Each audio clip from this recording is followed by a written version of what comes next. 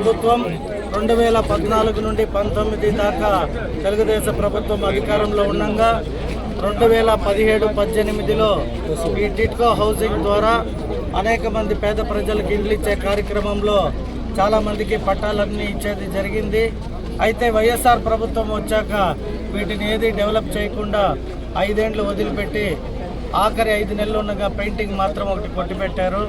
అయితే ఇప్పుడు వచ్చి చూసాము, అన్ని మంచి ఇండ్లుగా ఉన్న వాటిని పాడు చేసి పెట్టారు. వాటినంతా కూడా రివైజ్ చేయమని చెప్పడం జరిగింది.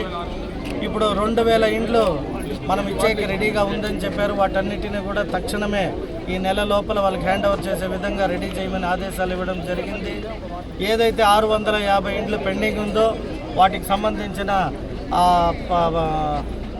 అలాట్ అయిన వాళ్ళంతా కూడా రావడం జరిగింది.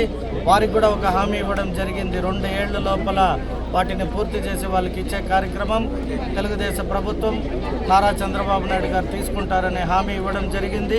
నేను కూడా మరొకసారి అధికారులతో మాట్లాడాక కన్సల్ట్ కాంట్రాక్టర్ ఎన్సీసీ వారితో పాటు మా హౌసింగ్ అధికారులందరితో పాటు చర్చించి ఆ పెండింగ్లో ఉన్న 650 ఇండ్లని తక్షణమే ప్రారంభించి వీళ్ళకి తగు న్యాయం జరిగే విధంగా చర్యలు తీసుకోమని ఆదేశిస్తాం.